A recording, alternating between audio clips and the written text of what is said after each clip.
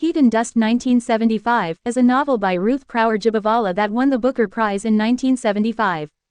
The book was also ranked by The Telegraph in 2014 as one of the 10 all-time greatest Asian novels. Ruth Prawer Jhabvala CBE, née Prawer, the 7th of May 1927, the 3rd of April 2013, was a British and American novelist and screenwriter. She is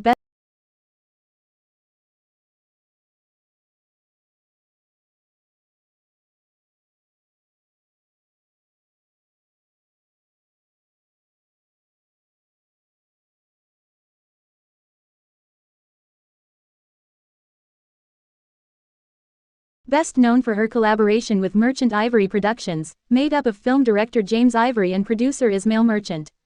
2. In 1951, she married Indian architect Cyrus Jhabvala and moved to New Delhi. She began then to elaborate her experiences in India and wrote novels and tales on Indian subjects. She wrote a dozen novels, 23 screenplays, and 8 collections of short stories and was made a CBE in Diplomatic Service and Overseas List of the 1998 New Year's Honors and granted a joint fellowship by BAFTA in 2002 with Ivory and Merchant. 1-3 She is the only person to have won both a Booker Prize and an Oscar. Plot summary. Edit. The initial stages of the novel are told in the first person, from the narrative voice of a woman who travels to India, to find out more about her step-grandmother, Olivia. She has various letters written by Olivia, and through reading these, and learning from her own experiences in India, she uncovers the truth about Olivia and her life during the British Raj in the 1920s.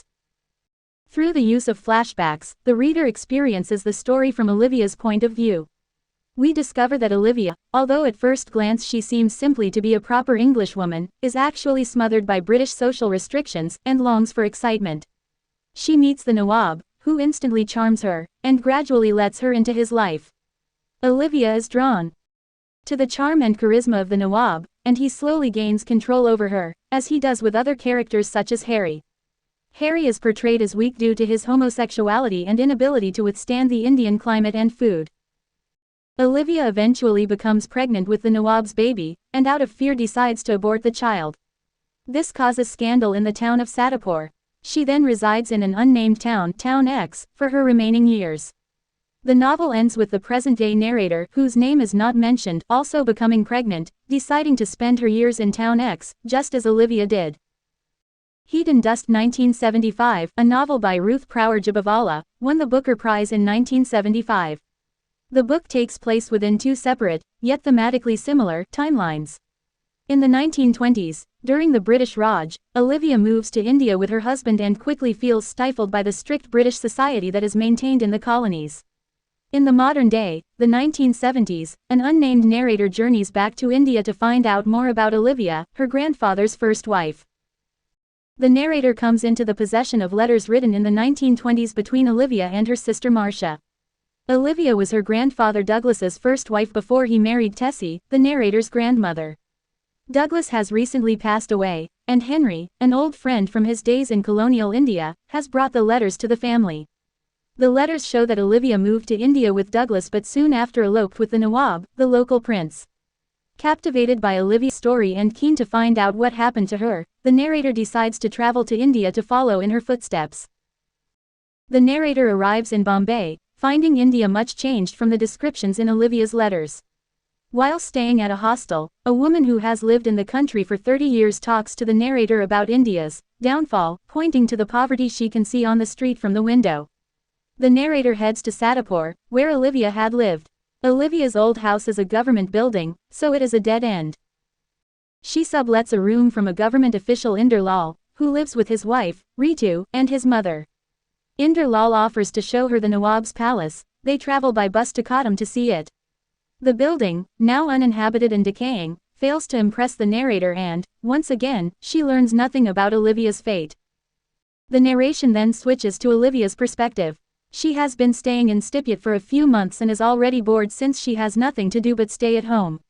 An exciting change comes in the form of an invitation to dine at the Nawab's palace.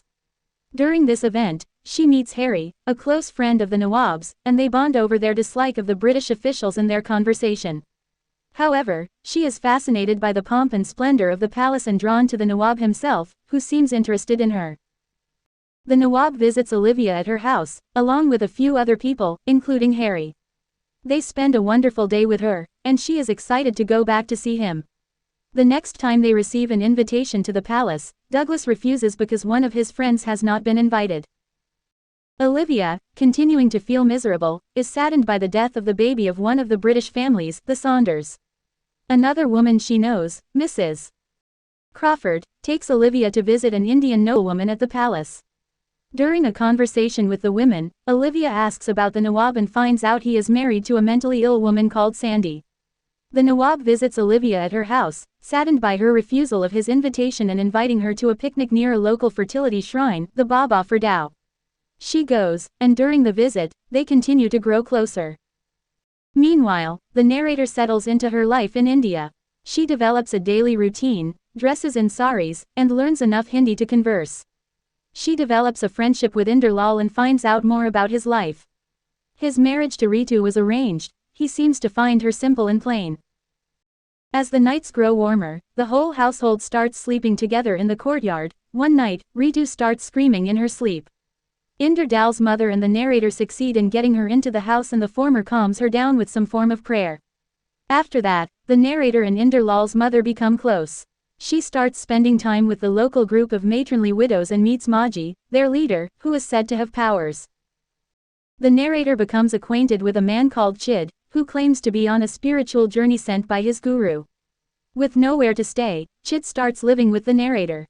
While the people of Sadapur are willing to see him as a holy man, the narrator notes that he is materialistic, greedy, and obsessed with sex. She does, however, agree to have sex with him, somehow drawn to him as well. She goes to visit the Baba Fardao with Inderlal's mother and her friends during a festival and starts to feel a part of the community. Ritu's condition worsens, and she is locked up in the house. The family tries to exorcise her by poking her with a hot iron, which the narrator disapproves of. Maji suggests they do a pilgrimage to cure her, and Chidi, Indralal's mother, and Ritu set off. Later, Chid returns, having rejected his holy lifestyle and suddenly despising everything to do with India. Gravely ill, he is dejected when his doctor tells him that he cannot leave. Meanwhile, Olivia is torn between her husband, with whom she wants to start a family, and the Nawab. The British officials and their wives are critical of the Nawab's attitude towards the conflicts in his community and suspect that he is involved in criminal activity. Olivia continues to see him in secret, aided by Harry, who drives her to the palace. Harry falls ill, and Olivia has the chance to see the close personal friendship between Harry and the Nawab. The narrator goes to Baba Fardao with Inderdal and starts an affair with him. In a parallel chapter following this, Olivia goes to Baba Fardao with Nawam and sleeps with him as well. Maji tells the narrator that she is pregnant, offering to perform an abortion to save her the shame. Olivia also finds out she is pregnant and tells the Nawab before she tells Douglas. Both men are happy, assuming the child to be theirs. In the present, the narrator decides to stay in India, as it is the only way to follow in Olivia's footsteps. The narrator refuses the offer of an abortion, but Olivia does not. The British doctor knows enough about local medicine to know her miscarriage was induced, and so she does not return to Douglas after the hospital, fleeing to the palace instead. She and the Nawam elope and are never seen again. The narrator chooses to go into the mountains, to a town she only calls X, where Olivia had gone. The Nawam provided for Olivia, but he eventually left her behind, leaving to spend time in London with Harry. The narrator visits the house Olivia grew old and takes a room in an ashram. Heat and Dust was adapted into a film in 1983 and produced by Merchant Ivory, a film production company for which Ruth Prawer Jhabvala wrote several scripts. These films, characterized by their dramatic period plots featuring stifled British people, many against the backdrop of a romanticized India, became an iconic film style in their own right during the 1980s. Famous Merchant Ivory productions include A Room with a View, Howards End, and The Remains of the Day. Heat and Dust is told from the perspective of an unnamed narrator who travels to India to retrace the life of Olivia Rivers, the first wife of her grandfather Douglas, who had worked as an assistant collector for the Indian Civil Service. She comes in possession of Olivia's letters to her sister Marcia, through which she learns more about Olivia's marriage to Douglas and her subsequent elopement with an Indian noble. The novel alternates between the narrator's journal entries in the 1970s and Olivia's time in British India 5 decades earlier. In her first few entries, the narrator reports that she is renting a room in Santipur from a government officer named Inder Lal. She visits what used to be the river's residence, now a cluster of government office buildings, one of which Inder Lal works in. In 1923, Olivia first meets the Nawab, the ruler, of Kadam at a dinner party held in his palace. Other guests include Douglas's superior, Mr. Crawford, his wife Beth, the major, Mrs. Minnies, and an Englishman named Harry, who lives in the palace. 4 days after the party, the Nawab visits Olivia at her home. Because Douglas refuses to accept invitations to the palace on Olivia's behalf, the Nawab takes her on a picnic at Baba Firdaus Grove. She does not tell her husband about this but begins to write to Marcia Moore, allowing the narrator a deeper insight into these events. After the picnic, the Nawab begins visiting her more frequently. In the present, the narrator has fallen into the routine of meeting with Inder Lal after getting off work. He eventually confesses that he feels closer to her than his wife, Ritu, as the latter is very weak. One night, Ritu starts wailing, and Inder Lal's mother has to perform a ritual on her. The narrator witnesses this and becomes close with the mother not soon after. In March, the narrator and Inder Lal find a very ill white tourist-turned-sadhu, holy man named Chid and take him home. However, Chid continues to stay in the narrator's quarters even after recovering, often forcing himself on her. Meanwhile, Rita's condition worsens, prompting Inder Lal's mother to take her on a pilgrimage to the Himalayas. Religious riots break out during the Paddy Ki Shadi festival, otherwise known as the husband's wedding day. The stress pushes Harry to stay at Olivia's house for a few days. Because he is homesick, Douglas attempts to help him make travel arrangements. However, the Nawab soon drops by, insisting that there is no need for Harry to leave Kadam. In the summer, Olivia visits the Nawab daily, with Harry picking her up after Douglas leaves for work. At one point, Harry falls ill, and she uses this as an excuse to frequent the palace openly. However, she also learns from Douglas that the Nawab is allegedly working with a band of bandits terrorizing the villages surrounding Kadam. In the present, while Rita, Inder Lal's mother, and Chid have gone on their pilgrimage, the narrator and Inder Lal have a picnic at Baba Firdaus Grove. They tie red strings to the shrine and make wishes. When Inder Lal asks what the narrator wishes for, the latter is unable to answer that it is to be close to him.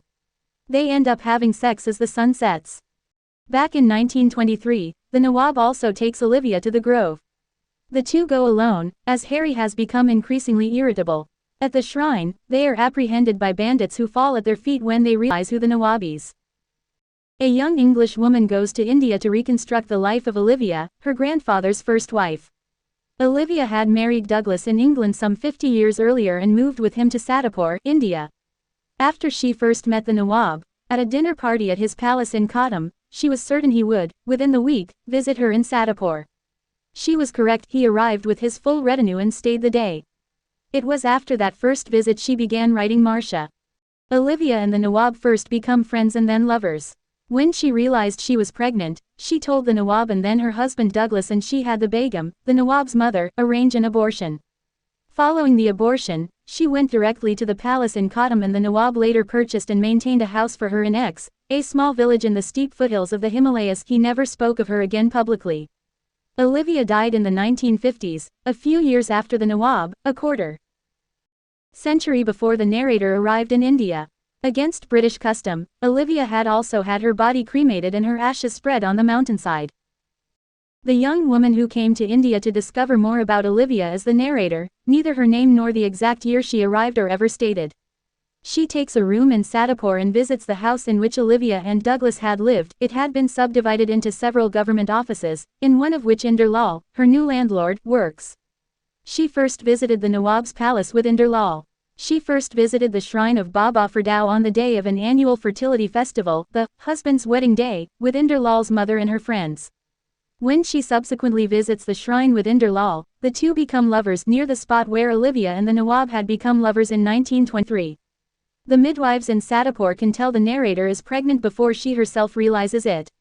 The novel concludes with the narrator, whose choice is to carry her child to term. Having arrived in X, she has taken a room. She has stood inside Olivia's house. The narrator has heard there is an ashram further up the mountain. Although she does not know how long she will stay, she says she rarely looks down. Set in colonial India during the 1920s, Heat and Dust tells the story of Olivia, a beautiful woman suffocated by the propriety and social constraints of her position as the wife of an important English civil servant. Longing for passion and independence, Olivia is drawn into the spell of the Nawab, a minor Indian prince deeply involved in gang raids and criminal plots. She is intrigued by the Nawab's charm and aggressive courtship, and soon begins to spend most of her days in his company. But then she becomes pregnant, and unsure of the child's paternity, she is faced with a wrenching dilemma. Her reaction to the crisis humiliates her husband and outrages the British community, breeding a scandal that lives in collective memory long after her death. Two perspectives on India. Although there is one storyline in this book about a bored British housewife, Olivia, in 1923 India, it's complemented perfectly by the story of Olivia's step-granddaughter who visits a very different India in the 1970s to uncover the story of how and why Olivia ran away with an Indian royal. Olivia's story is actually a tale about a woman who's questioning all the British conventions she encounters as a newlywed who is first encountering British India. She doesn't like the British society and she's not afraid to act according to her own ideals. As much as I sometimes questioned her judgment, running off to spend all day nearly every day with a married Indian Nawab, I think this is a prince without telling her husband, I admired her spirit, refusing to summer in Shimla just because that's what British ladies were expected to do. As Olivia's story unfolds, so does that of her granddaughter, and here is where Jhabvala displays real mastery, because the two women experience many similar events at similar points in the narrative, from festivals to intrusions of unwanted guests and more, which could become quite cloying. Instead, because Jhabvala has made these stories just different enough, the intersections feel mystical and preordained, and as I was reading the book I kept wondering if these two generations would fall into the same trap.